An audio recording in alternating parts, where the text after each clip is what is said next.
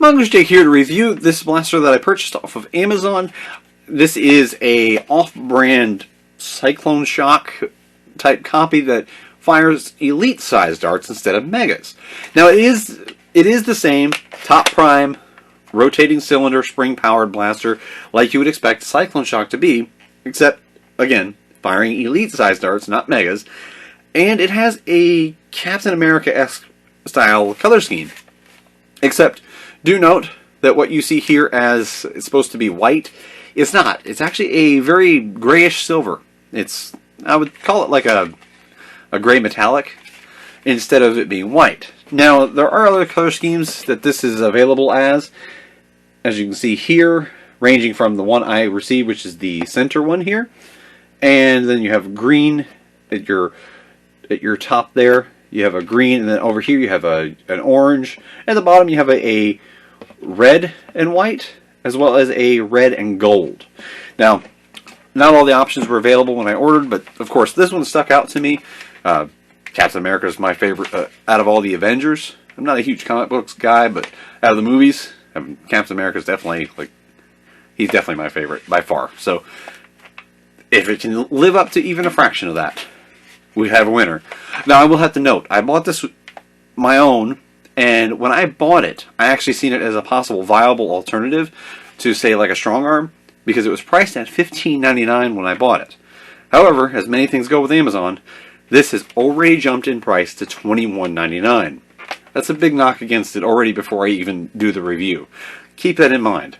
If it was lower, like where I bought it, it's on the edge of being a viable alternative, if already more expensive.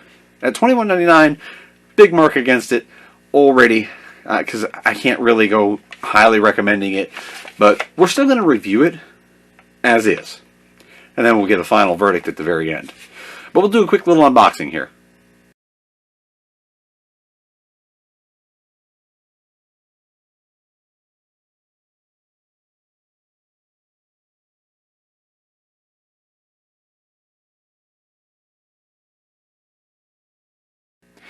And coming back, you can see it. You get the blaster, you get 60 of the off-brand suction cup darts, and a little target. But I'm going to do all my firing with men gun style darts. As you can see here, they provide a good baseline. A lot of people use them, and there's such widely varying quality in the included darts of basically all these off-brands that it's not a good judgment point to use for trying to give you a viable performance reading on my chronograph. But again, simple, top prime, and fire. That's very simple. It feeds.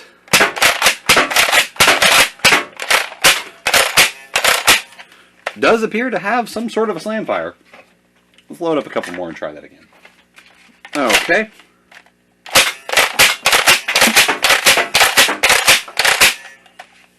Does appear to have some sort of a slam fire, as in it will feed, so that it doesn't advertise that, and that leads me to go to the all-important box reading segment of the off-brand blasters. Of course, this is not a blaster. This is a blaster soft projectile launcher blaster shots. Keep that in mind. Not just a blaster. It's a blaster soft projectile launcher blaster shots. And of course, we have to read the bottom of the box. Got to pull back the attention. It says, "Attention! In order to keep away from being injured, the dart from primary product should be only used. Do not change the dart or shockwave. The product color may not be the same. The product is suitable for children above 6. The toy contains small components, not suitable for children of 3 and below to play with. Please pick up timely the important information on the package. Do not give children to play." Don't give your children to play. You got to keep those things. "Please do not aim at people's eyes or face with ejection objects. In case of not causing harm, do not use ejection objects, which are not supplied by suppliers." I think all of them are supplied by suppliers. Let's move on. But we have to do that always. So now, we will try and see what kind of performance this thing is getting. As noted, we will be using men gun style darts in the chronograph tests here. And I will fire all 6 shots, and we'll see what this thing can actually do. 64.8. 68.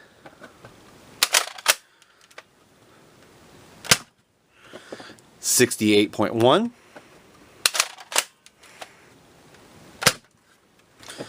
A low shot of 57.8. Another low shot of 56.1. And 67.4. Those are all new men guns, so I would probably attribute that more to a couple of these actually slid in really easy.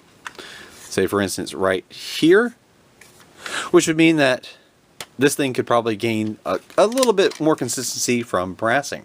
But let's get back to the review. Okay, now coming back to finish out the review here.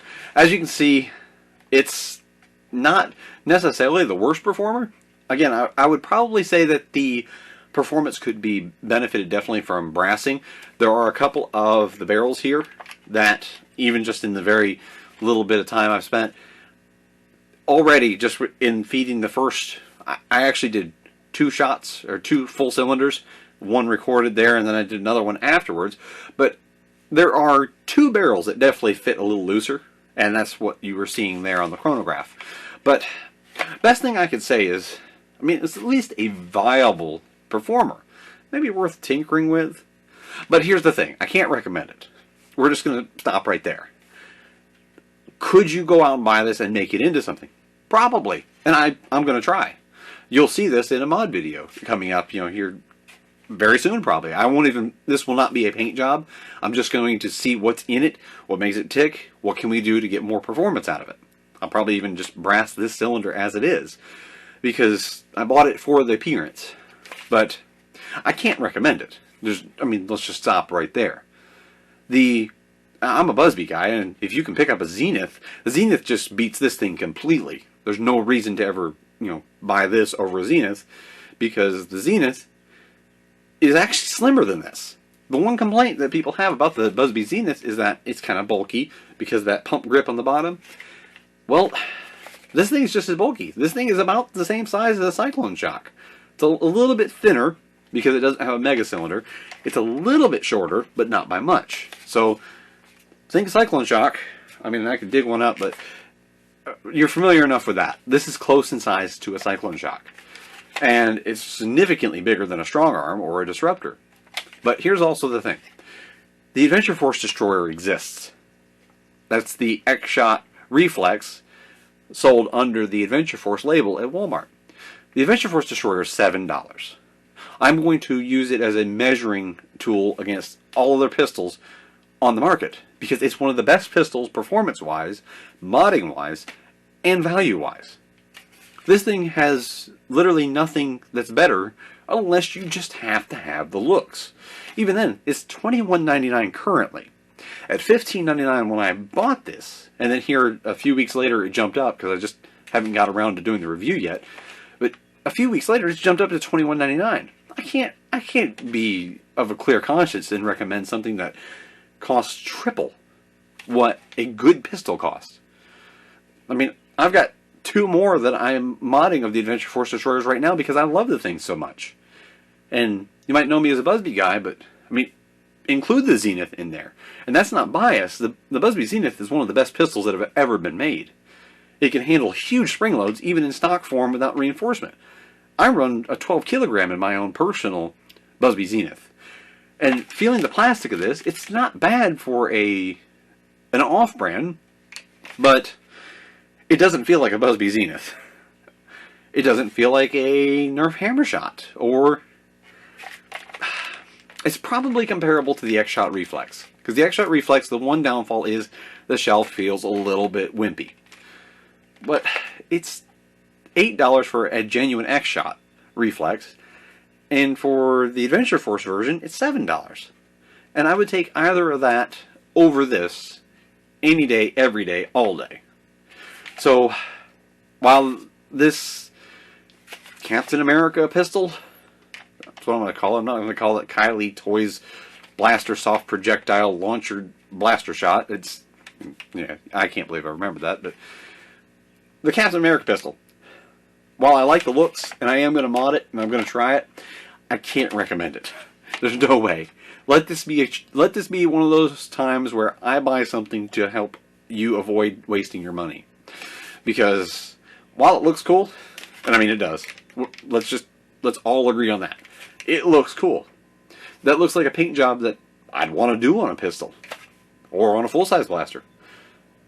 It's got pretty clean, sharp paint lines, and it's both sides. Can we get that? Both sides? That's right. I'm looking at you, Nerf. You can't even do this. But yeah, this is a highly overpriced, decent performer, but highly overpriced pistol for it being an off-brand off of Amazon. This thing should have been $12, maybe 15 at most. Then it would be something you could say, you know what, hey, I'll check that out. It's a little more, but I'll check it out. If it was 12 to 15, $22, that's a hard pass. And so that's my final verdict. Pass on it unless you absolutely just want some funky off-brand pistol to tinker with. I mean, that's what I'm going to do with it. But let this be my money spent to help you avoid wasting yours. So, while it could be fun, and I'll make it fun, while it could be, I would say avoid it. I will have a link in the description below for those of you who just don't want to heed that advice and you want to go all in on it and see what you can do with it. There will be a link in the description of the video. But again, this is Monks Jake saying thanks for watching. Hope you enjoyed this, and stay tuned for the next video coming up soon.